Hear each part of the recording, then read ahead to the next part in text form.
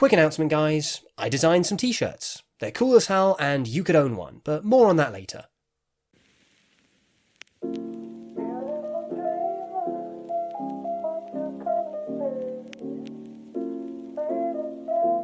The Owl House requires no introduction.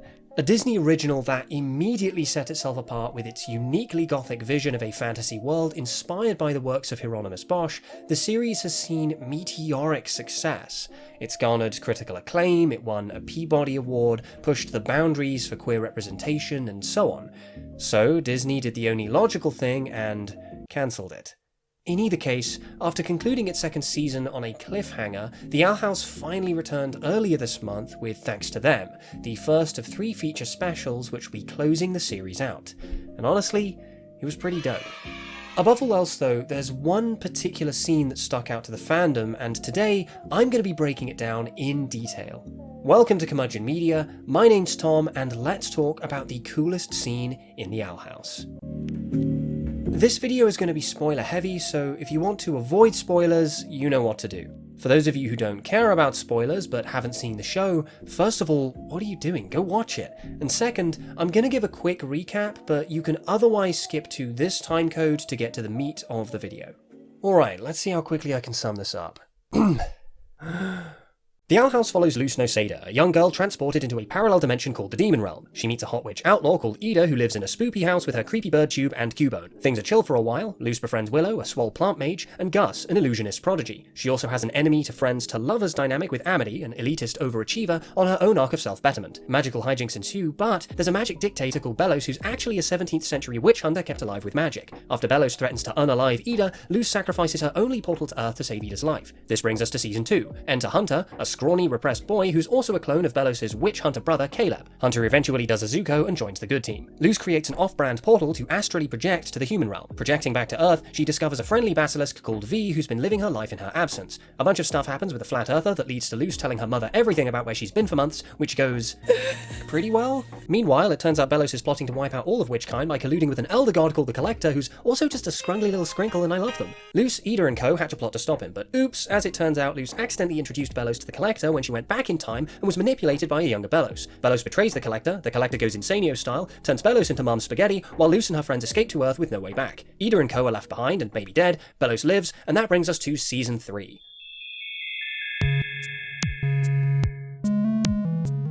Luz hates herself because she feels responsible for introducing Belos to the Collector, something that she hasn't actually told her friends just yet. While she's crippled with guilt, Hunter and the rest of the gang are following clues left by Caleb that could help them get back to the Demon Realm. All the while, Spaghetti Belos, or Spagelos if you will, is following them around, doing evil stuff, you know, the usual. Spagelos friggin' possesses Hunter's body, which brings us to the scene. The less than a minute long fight scene that transpires between Belos and our protagonists is spectacular. Created by the utterly phenomenal Tom Barkle, it's more than worthy of an analytical spotlight. Now, The Owl House has no shortage of really cool and creative fight scenes, including 2 witch duels which I adore, but the real art of a good fight scene is often overlooked. Oh, come on, this is ridiculous. Fight scenes can be a lot of things. A dramatic conflict come to a head, an opportunity for characterization, or simply a high-octane display of stellar filmmaking and choreography. People love the John Wick movies because they're like watching a dance, except with guns and punching. The way a character fights can tell us a lot about who they are. For example, the way that Ida summons a bunch of hoodies in her first duel against her sister Lilith. It tells the viewer that she's finding humour in the situation, she isn't taking any of this seriously. But above all else, there is an anatomy to how fight scenes are conducted.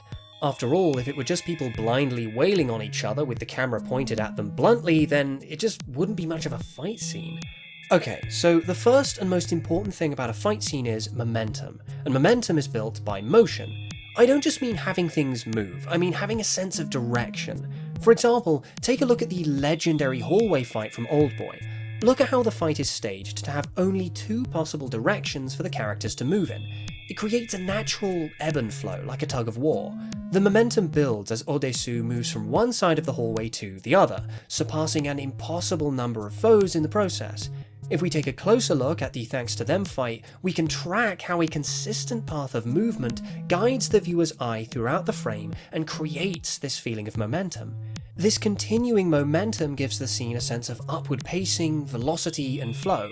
These are all crucial ingredients to a great fight sequence. Let's dig in, shall we?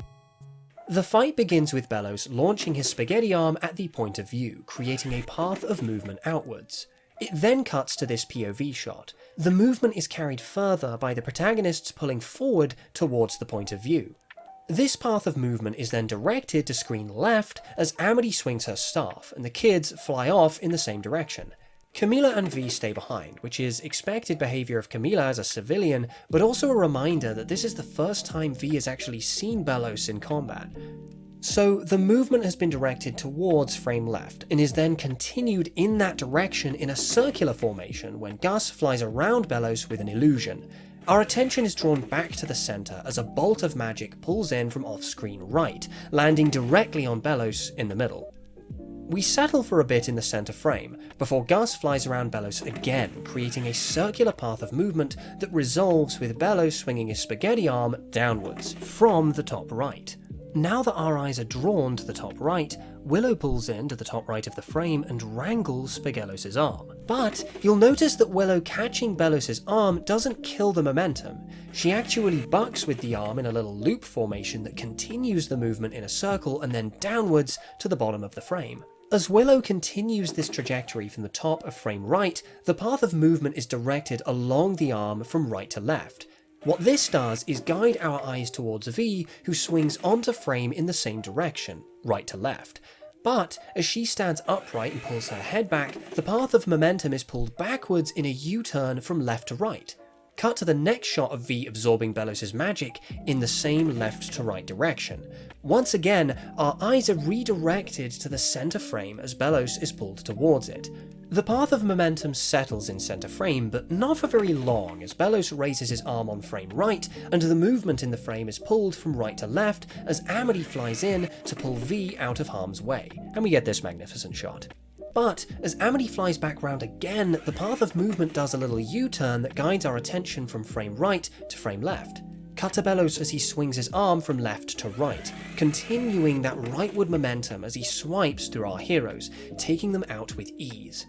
Now, you've probably noticed that these last few shots include a lot of leftward and rightward back and forth. Like the hallway fight in Oldboy, this helps to create that feeling of ebb and flow between the heroes and the villain, as the characters struggle to outdo one another. But as this rightward momentum is drawn by Belos' arm, we cut to Luz on frame left, who likewise kind of follows this momentum from left to right, before settling in centre frame where the fight concludes.